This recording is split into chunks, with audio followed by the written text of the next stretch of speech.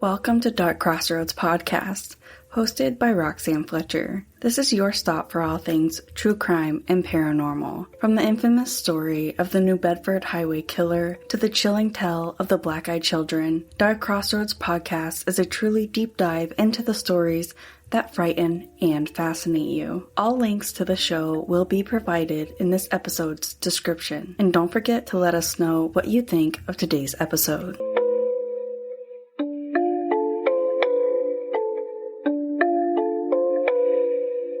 In 2011, Latoya Ammons, her mother, and her 3 children moved into a new rental home in Gary, Indiana.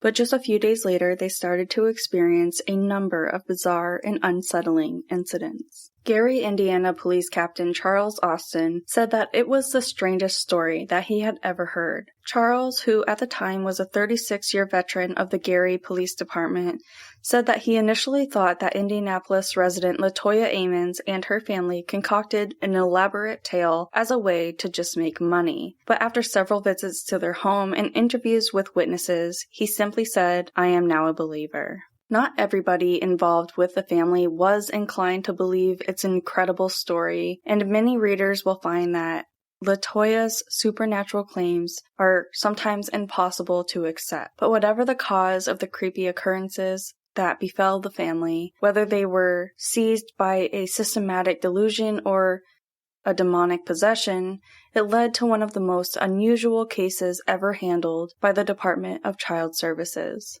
Many of the events are detailed in nearly 800 pages of official records obtained by the Indianapolis Star and recounted in more than a dozen interviews with police, DCS personnel, psychologists, family members, and a Catholic priest. Latoya, who swears by her story, has been unusually open. While she spoke on the condition that her children would not be interviewed or named, she signed releases letting the Star to review medical, psychological, and official records that are not open to the public and not always flattering. Furthermore, the family story is made only more bizarre because it involves a DCS intervention, a string of psychological evaluations, a police investigation, and ultimately a series of exorcisms. It's a tale, they say, that started with flies. In November of 2011, Latoya's family moved into a rental house on Carolina Street in Gary, Indianapolis, a quiet lane lined with small one-story homes. Big black flies had suddenly swarmed their screened-in porch in December, despite the winter outside. "This is not normal," Latoya's mother, Rosa Campbell, remembers thinking. "We killed them, and we killed them, and we killed them, but they kept coming back." On top of this, there were other strange happenings too. After midnight, they occasionally heard the steady clump of footsteps climbing the basement stairs and the creak of the door opening between the basement and the kitchen. But when investigated, nobody would be there. Even after they locked the door, the noises would continue. Latoya's mother said that she awoke one night and saw a shadowy figure of a man pacing her living room. She leaped out of bed to investigate and found large, wet footprints. On March 10th of 2012, Rosa said that the family's unease quickly turned to fear. It was about 2 a.m., and normally Rosa, Latoya, and her children would have been asleep, but they were mourning the death of a loved one with a group of friends at the time. Latoya, who was in Rosa's bedroom, startled everybody by screaming, "Mama! Mama!" Rosa said she then ran into her bedroom where her then 12-year-old granddaughter and a friend were staying. Latoya and Rosa said the 12-year-old was levitating above the bed, completely unconscious. According to their accounts of the events, Latoya and several others surrounded the girl, praying. Rosa said she remembers being completely terrified. She went on to state, "I thought, what was going on? Why is this happening?" Eventually, Rosa said her granddaughter descended back onto the bed. She woke up with no memory of what happened. Rosa and Latoya said the people who were visiting that night refused to ever return to the house. Rosa goes on to state that she remembers telling her daughter, "We need help. We need to talk to somebody who knows how to deal with this." Rosa and Latoya said they didn't know exactly what it was, but they believed it was something supernatural. They called local churches, but most refused to listen to them. Eventually, After listening to Rosa and Latoya talk about the house and after visiting it, officials at one church that they went to told them that the Carolina Street house had spirits in it. They went on to recommend that the family clean the home with bleach and ammonia and then use oil to draw crosses on every door and every window. Following the church's suggestion, Latoya said that she poured olive oil on her 3 children's hands and feet and then smeared oil in the shape of crosses on their foreheads. Rosa and Latoya also told the Star they reached out to 2 clairvoyants who said the family's home was besieged by more than 200 demons. Their explanation made sense to Latoya and Rosa because it meshed with their Christian faith. The best thing you can do is move, Latoya remembers the clairvoyants telling her, but moving was not an option for the cash-strapped family. Instead, Latoya said she took a clairvoyant's advice and made an altar in the basement. She covered an end table with a white sheet and then placed a white candle and a statue of Mary, Joseph, and Jesus on it. She opened a Bible to Psalm 91. She went on to state that she and another person donned white t-shirts and wound white scarves around their heads. Also, on a clairvoyant's advice, they burned sage and sulfur throughout the entire house, starting upstairs and working their way down. The smoke was so thick they could hardly breathe. Latoya drew a cross with the smoke. The person she was with read Psalm 91 aloud as they moved throughout the house. You will not fear the terror of the night, nor the arrow that flies by day, nor the pestilence that stalks in the darkness, nor the plague that destroys at midday. Latoya said nothing odd happened for 3 days after this, and then that's when things got worse. The family said demons possessed Latoya and her children, who were then ages 7, 9, and 12.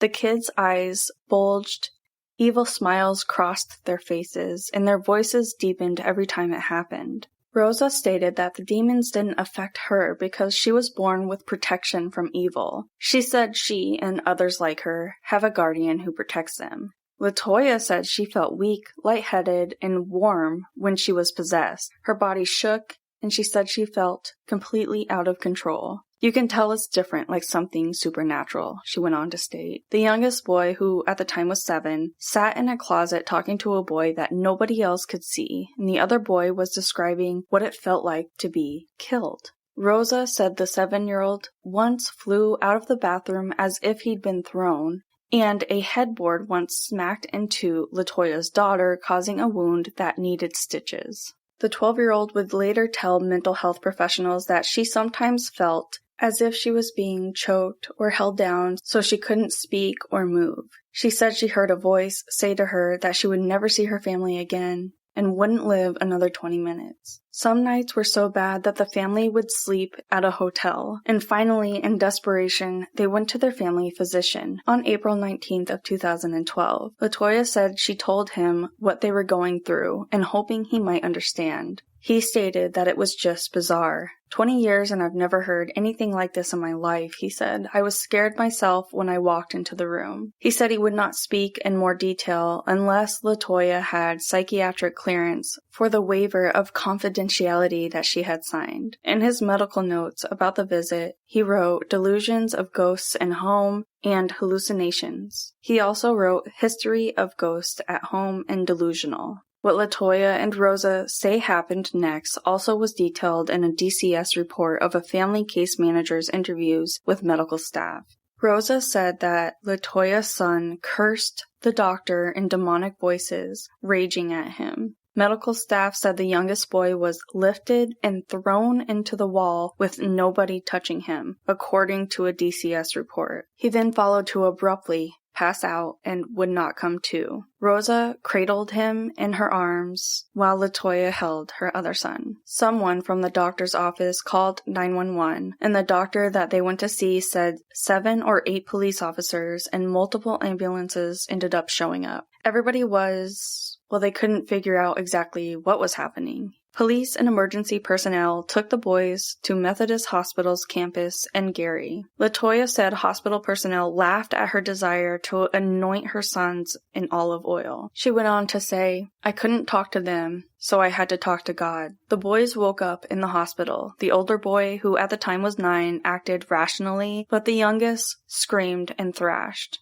Rosa said it took 5 men to hold him down. Meanwhile, somebody called DCS and asked the agency to investigate Latoya for possible child abuse or neglect. The caller, who was not named in the DCS report, speculated that Latoya might have a mental illness. The person believed the children were performing for Latoya and she was encouraging their behavior. DCS family case manager at the time was asked to handle the initial investigation. She gave the following account to police and in her intake officer's report. Hospital personnel examined Latoya and her children and found them to be healthy and free of marks or bruises.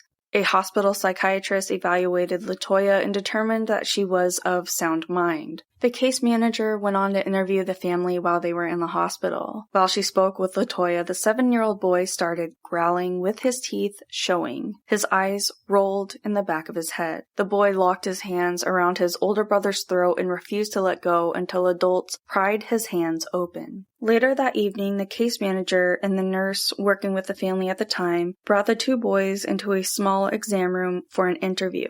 And Rosa, their grandmother, was present for this interview. The 7-year-old stared into his brother's eyes and started to growl again. In a deep, unnatural voice, he said, "It's time to die. I will kill you." While the youngest boy spoke, the older brother started headbutting Rosa in the stomach. Rosa grabbed her grandson's hands and started praying. What happens next rattled all the witnesses in this room, and to some it would offer not only evidence but proof of paranormal activity. According to the DCS case manager's report, an account corroborated by the nurse working on the case, the 9-year-old had a weird grin and walked backward up a wall to the ceiling. He then flipped over Rosa, landing on his feet. While doing this, he never let go of his grandmother's hand. The DCS caseworker wrote in her report, "He walked up the wall, flipped over her, and stood there. There's no way he could have done that." Later on, police asked this caseworker whether the boy had run up the wall as though performing an acrobatic trick. No, she told them. She said the boy glided backward on the floor,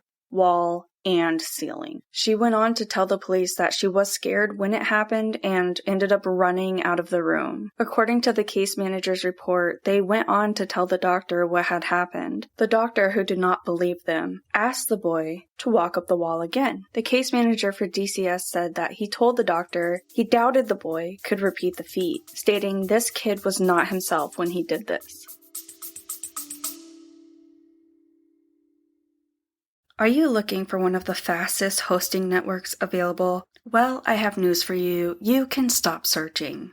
With Bluehost, you can effortlessly create and manage high-performance websites that stay live regardless of sudden spikes. Bluehost Cloud is perfect for web pros needing reliability, uptime, and priority support. And if your audience is managing multiple high-traffic sites, this is your perfect solution. Discover unmatched power, speed, and control with WordPress cloud hosting. Build with confidence, expertly designed for high-traffic and high-performance websites. Succeed with maximum website speeds. You will always have compatibility with the latest plugins and tools. Forget generic questions and answers. Get fast, reliable expertise from somebody who is trained specifically in WordPress. 100% network uptime is provided by replicating your site in real time, keeping your site online all the time, every time. Protecting you and your customers is their priority. So stop the stress and worry of creating a website. Join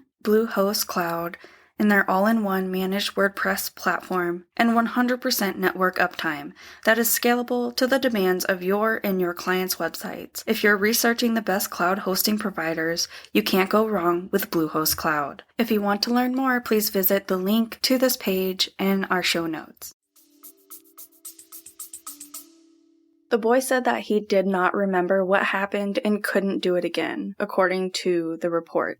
The DCS case manager, who said he previously believed in demons and spirits, thought the boy's behavior had some demonic spirit attached to it, but also could be the result of a mental illness. A police report quoted the DCF case manager, saying that she believed there could be an evil influence affecting this family. Latoya said that she spent the night at the hospital with her 7-year-old son, while Rosa, her mother, took her daughter and older son to a relative's home in Gary. The next day was Latoya's youngest son's 8th birthday. Latoya said that DCS officials asked Rosa to bring the older children back to the hospital, presumably to talk more about what happened. The family celebrated the boy's birthday by singing and eating a miniature cake. Then, Latoya said that the case manager for DCS told them the children would not be going home. DCS ended up taking the emergency step of taking custody of the children without a court order. All of the children were experiencing spiritual and emotional distress, they wrote in the DCS form. Latoya told the Star she and her children cried because they didn't want to be separated. She went on to state, "We'd already been through so much and fought so hard for our lives. It was obvious we were a team and we were beating it. Whatever we were fighting, we made it through together as a team, and they were separating us."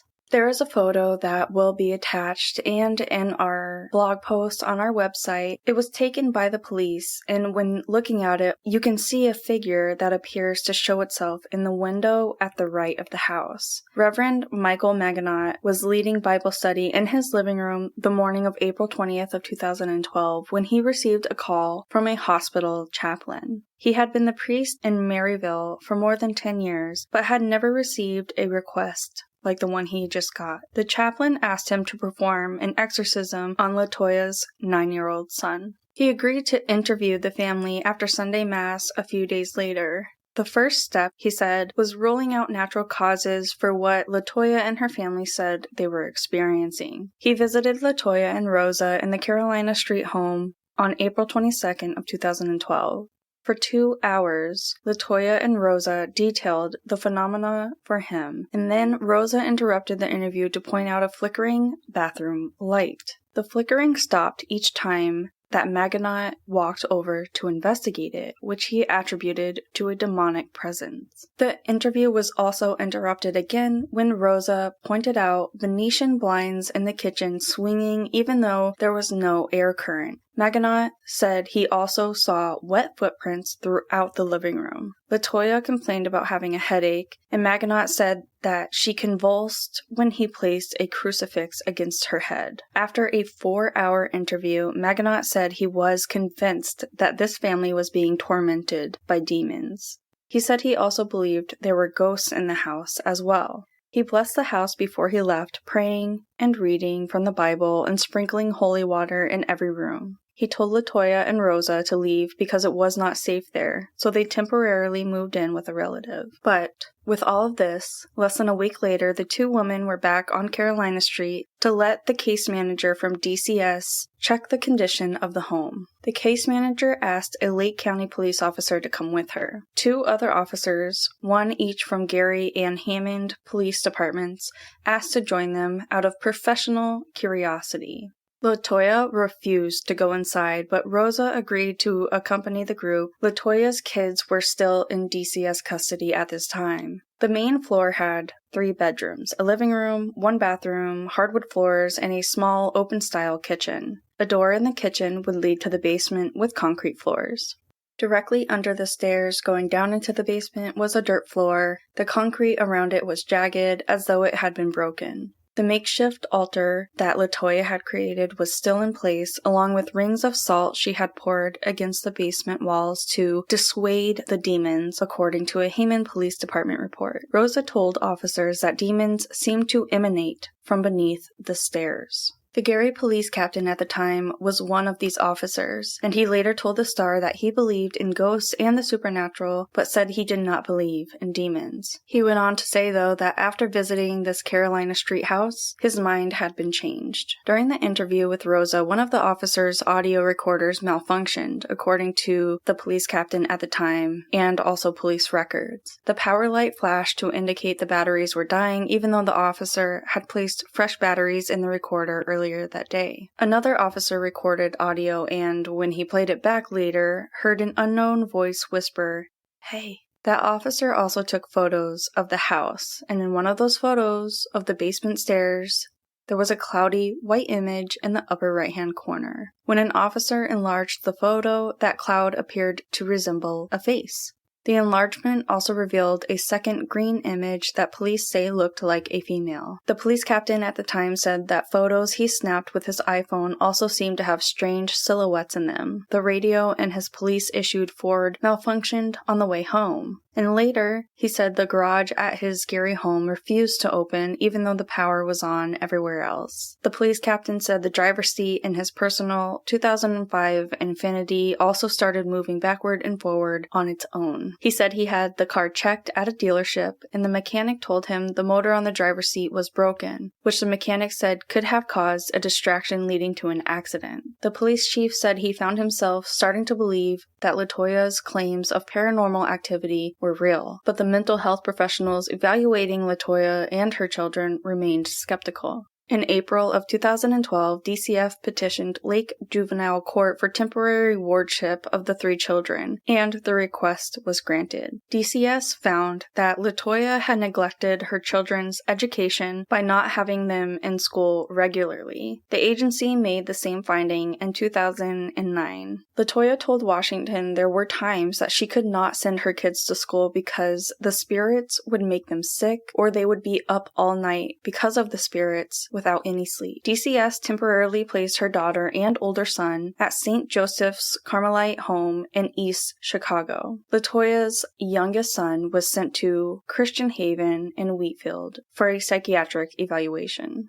Clinical psychologist Stacy Wright, who evaluated Latoya's youngest son, said that the boy tended to act possessed when he was challenged, redirected, or asked questions he didn't want to answer. In her evaluation, she wrote that he seemed coherent and logical except when he talked about demons. Rosa, the grandmother, talked about the experiences with demons that she and her daughter and grandchildren lived through on August 23rd of 2013. It was then that the 8-year-old's stories became bizarre, fragmented, and illogical. His stories changed each time he told them. He also changed the subject, quizzing the psychologist on math problems and asking her about outer space. He would ask, "Can you die if you go to space? How do you get to space? Do you have to wear a helmet and a suit?" The psychologist believed the 8-year-old did not suffer from a true psychotic disorder. She went on to state, "This appears to be an unfortunate and sad case of a child who has been induced into a delusional system caused by his mother and potentially reinforced by other relatives," which she wrote in her psychological evaluation. Clinical psychologist Joel Schwartz,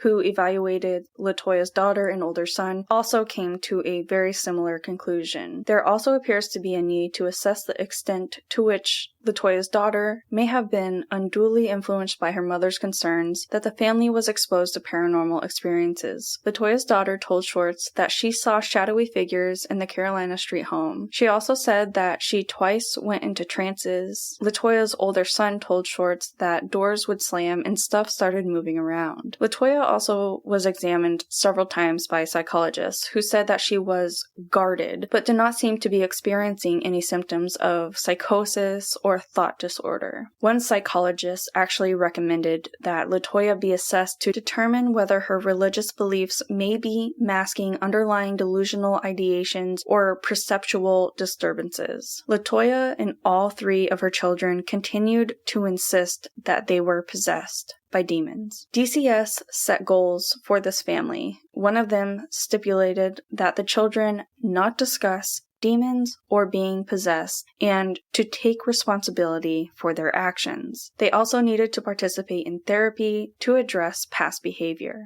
While DCS officials credited Latoya for sharing a close bond with her children, the agency also said that she needed to use alternate forms of discipline not directly related to religion and demon possession, according to the DCS's case plan. Appropriate discipline included encouragement, rules, and withholding privileges. She could work on these goals during supervised visits with her children. Latoya also had to find a job and appropriate housing due to the quote-unquote paranormal activity at the house on Carolina Street. While Latoya worked on meeting these objectives, police and DCS officials continued to investigate strange happenings in her house. Latoya, her mother Rosa, The police captain and 2 other police officers from the initial visit went back to the Carolina Street home on the afternoon of May 10th of 2012. The police officers visited after work hours. They were joined by Maginot, 2 Lake County officers with a police dog, and DCF family case manager. A county officer took his police dog around the entire house, but the dog did not show interest in any particular area, according to Lake County police records. Everyone else headed into the basement. The case manager touched some strange liquid that she saw dripping in the basement and said it felt slippery yet sticky between her fingers. Father Mike Maginot performed an exorcism in St. Stephen Matire Church in Maryville. Latoya sat in the chair. Maginot told police he wanted to check the dirt under the stairs for a pentagram or personal objects that might have been cursed. He said a pentagram might indicate a demonic presence and possible portal to hell. He also wanted to check if somebody had died in the house or was buried under the stairs, because this could explain paranormal activity. One of the police officers dug a 4-foot by 3-foot hole beneath the stairs, unearthing a pink press-on fingernail, a white pair of panties, a political shirt pin, a lid for a small cooking pan, socks with the bottoms cut off below the ankles, candy wrappers, and a heavy metal object that looked like a weight. Finding nothing else, the officer replaced the dirt and raked over it. Maginot blessed some salt, which he said is a barrier to evil, and spread it under the stairs and throughout the basement. The case manager said that she was later standing in the living room with the rest of the group when her left pinky finger started to tingle and to whiten. She complained that it felt like it was broken. Less than 12 minutes later, she said that she felt as if she was having a panic attack. She couldn't breathe, so she walked outside to wait for the group. When the priest started questioning Latoya inside the house, she complained of a headache and shoulder pain, according to police records. She decided to join the case manager outside. Along with all this, the police captain said that he wanted to leave the house at nightfall. He had been shot at and has investigated murders, rapes, and armed robberies during his more than 3 decades on the force, and he said that he was not staying in this house past dark. Father Mike Maginot used a crucifix to see if demons were present in Latoya. When he would place this crucifix on her, she would convulse, showing their presence. The other officers continued to walk through the home. On the main floor, they noticed an oil-like substance dripping from Venetian blinds in a bedroom, but could not figure out where it was coming from. To make sure that Rosa and Latoya hadn't poured oil on the blinds, 2 of the officers used paper towels to clean it off. The officers sealed the room off for 25 minutes and stood nearby so no one could walk in. And when they went back in, the oil had reappeared. Maginot told police that the liquid was a manifestation of a paranormal or demonic presence. He wrote a report detailing his findings and asked the bishop permission to perform an exorcism on Latoya. Maginot said that the bishop had never authorized an exorcism in 21 years as the bishop of the Diocese of Gary. The bishop initially denied Maginot's request to do a church-sanctioned exorcism. The bishop told Maginot to contact other priests who have performed exorcisms. Maginot stated that he needed other priests to give him the ritual for a minor exorcism, which does not require church approval. When he consulted with the other priests, they simply told him to look it up on the internet. He said he did an intense blessing on the Carolina Street home to expel all the bad spirits. That same day, he performed a minor exorcism on Latoya. The ritual consisted of prayers, statements, and appeals to cast out all demons. 2 police officers and the DCF case manager attended this ritual. The case manager said that she left believing that something was going on, although she wouldn't go as far as saying it was demonic. She said she got chills during the nearly 2-hour rite. She went on to state, "We felt like somebody was in the room with us, someone breathing down your neck." She said she had a string of medical problems after visiting this house. A week after visiting this house for the last time, she said she got a 3rd-degree burn from a motorcycle. Within 30 days, she also broke 3 ribs jet skiing, broke a hand when she hit a table, and then broke an ankle running in flip-flops. "I had friends who wouldn't talk to me because they believed that something had attached itself to me," she stated. After the minor ritual, Maginot told Latoya to look up the names of demons that were tormenting her. Each demon has a name and personality, he stated. A name has a power, and he planned to use those names to fight the demons during these exorcisms. Latoya said she and a friend looked up the demons' names online by searching for demons that represented the problems the family had been having. The computer kept shutting down, though. She said she felt sick and lightheaded, but she said they found the names that fit.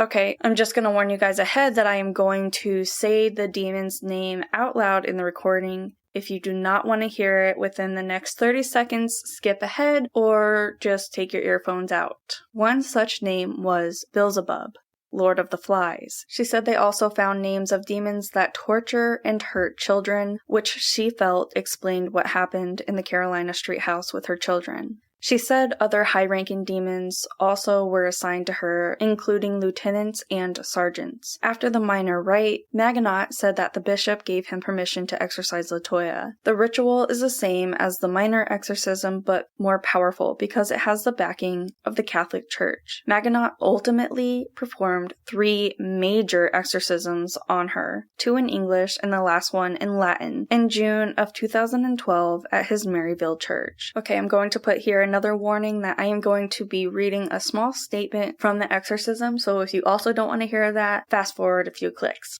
During each of these exorcisms, Maginot said that he praised God and condemned the devil. He would press a crucifix against Latoya's head as he spoke, saying, "I cast you out, unclean spirit, along with every satanic power of the enemy, every specter from hell, and all your fell companions, in the name of our Lord Jesus Christ." Father Mike Maginot used this crucifix on September 13th of 2013 to see if demons were present in Latoya Ammons. When he placed a crucifix on her, she convulsed, showing their presence. He said that his voice continued to get louder and more forceful until the demon weakened. He stated that he could tell how strong the demon was by how much she would convulse. 2 police officers who had kept in touch with him since the home investigation stood nearby in case Latoya needed to be restrained. Latoya said she prayed with Maginot until it became too painful. She said that she felt as if something inside of her was trying to hold on and inflict pain at the same time. She said it was different from a natural pain, but felt as intense as giving birth. She went on to state, "I was hurting all over from the inside out. I'm trying to do my best and be strong." Eventually, Maginot said that Latoya fell asleep. This was the demon's way of lessening the ritual's effect. In between the second and third exorcism, Maginot went on a retreat. A woman who assisted him with some of the exorcisms helped set up a backup plan in case Latoya had problems while he was gone.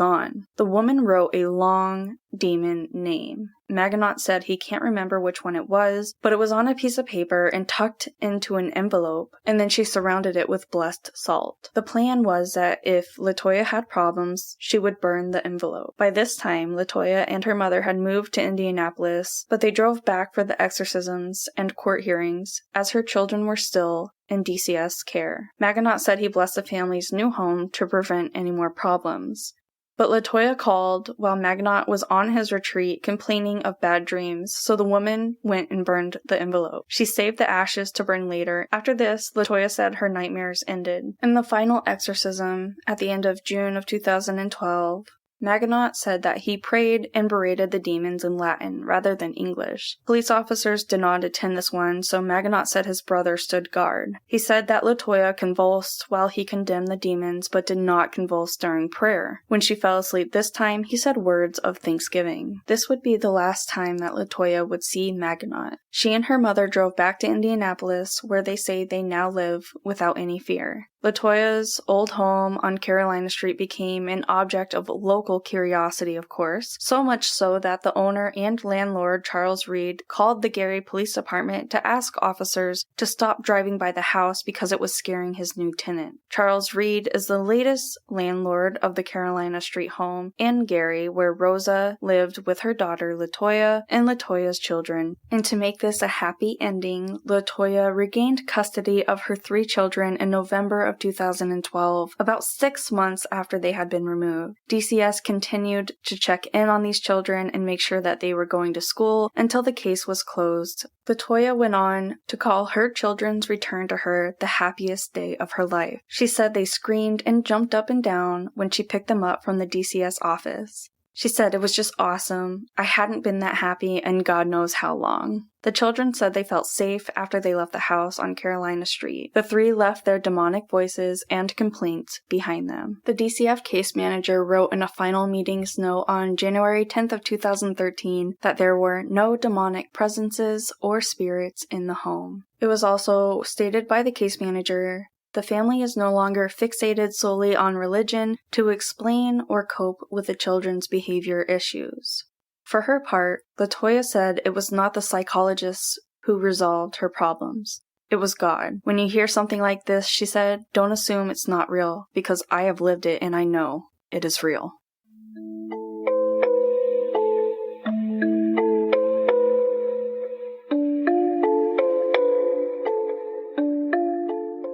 Alrighty, so it's that time, guys, to say goodbye. But before I do so, I just want to send a thank you to all of my listeners for your continued love and support and for sending in cases that you want covered and stories that you want read on the podcast. We truly accept all stories, including scary, paranormal, and funny. Any cases you want covered or stories that you want read on the podcast, just please send them in to darkcrossroadspodcast@gmail.com. Thank you for hanging out again today, and if you want any more information about the podcast or cases and stories that we cover, then head on over to the website at www.darkcrossroadspodcast.com. There you can find all of the information about the podcast, a link to our merch, and also our blog covering all of the cases that we cover. You can also find us on all social media platforms. Don't forget to like, share, rate, review, subscribe wherever you're listening to us. You can subscribe to the podcast for bonus information. There is a link in all episodes in the notes that will send you to our subscription page, and with that you will get bonus content, discount on future merch, and a lot of extra goodies. Every single dollar that comes through donations or through our subscription goes straight into the podcast, helping fund research, and it really helps us out and keeps this podcast going. And with all of this said, please don't forget to be weird, stay different, and don't trust anyone.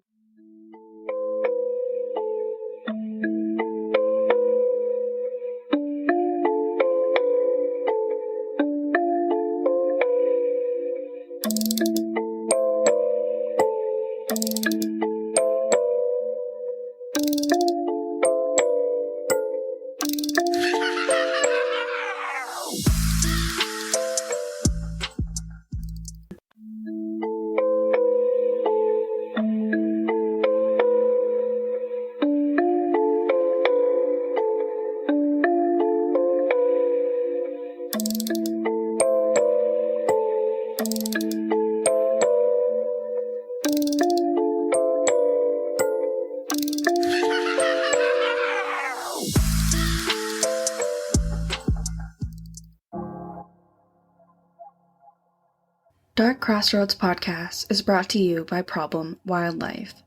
Problem Wildlife serves all of Western Massachusetts and has been humanely protecting your house and your family from unwanted pests for over 20 years. Take back your space with an animal control service that you can trust. They are family-owned, fully licensed, and are knowledgeable and dependable.